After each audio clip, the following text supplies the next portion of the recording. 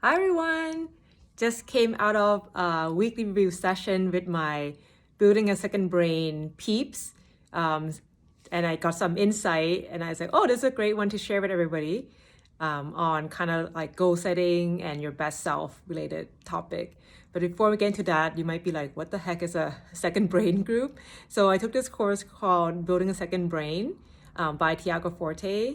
And it's basically about personal knowledge management, but that's just not giving it a credit at all because it's larger than that. It's like how to think about how to use your first brain, your actual human brain, and how to use technology and digital platform or tools. It could be a notebook, anything, to be your second brain. Because there's things that your first brain is good for, like creativity, creation, connecting the dots on different things, that your second brain, which is the organization piece of it, can help you with the creation. Because sometimes we, as creators, we can't find anything that we've been saving. So there's a new way of thinking about how to capture information, how to organize it, and how to kind of bring it together to create something.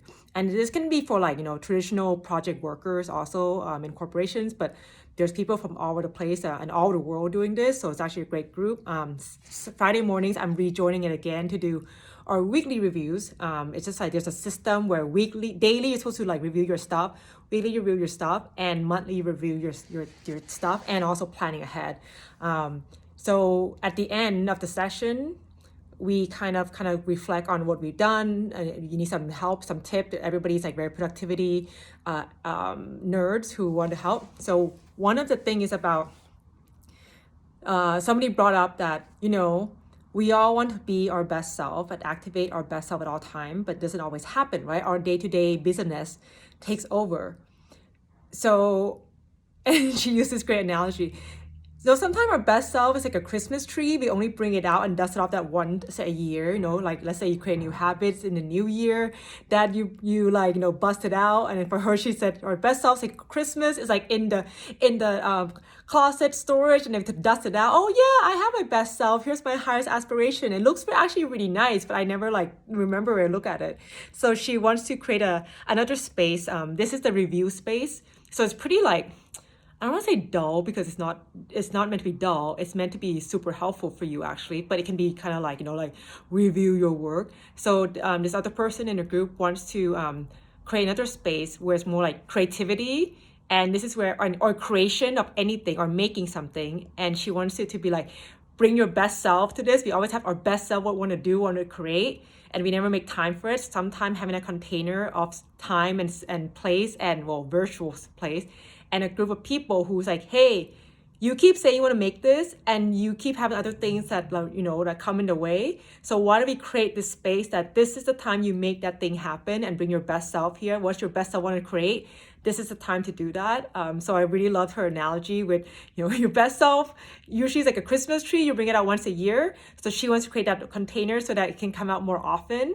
So this, I thought was like a great analogy to talk about that, and hope to inspire you to think about how can you bring your best self on a day-to-day basis more often, or maybe even once a week. Sometimes we're like, things so busy, but my best self would do this, and then put that time, like even creating a calendar called like my best self time, and only do something in that time that your best self would do, not your tired self, too responsible self, conservative self, fear-based self, busy self would do, but what would my highest aspirational goal person would do. And then maybe just an hour, maybe just 5 minutes. You're like, this is too scary for me. You can just do a few minutes at a time, but try blocking out an hour and call your best self hour, and then see what happens in that magical space. And if you have friends or family or coworkers who are inspired by this idea, invite them in and create that best self time together, and commit, in the beginning, set the intention. Hey, and this time I keep putting off my poetry writing. I'm gonna make sure in this hour I write something on the poetry, even like some words. If I'm gonna research some words, that's fine. I'm not a poet, so I don't know how poets actually create their craft. If somebody's like, I never do yoga, so you're gonna create a poem, but this time I need to do yoga, but at least we're on video, so there's that commitment. Then you do the yoga. It's kind of like, I want to bring my best self this time, and I really love that concept. So I'm gonna share it with everybody. So let me know below in the comments if this idea resonates with you, give it resonate with you. And if you're thinking of creating that best self time, what are some ideas you have of how you can use that time?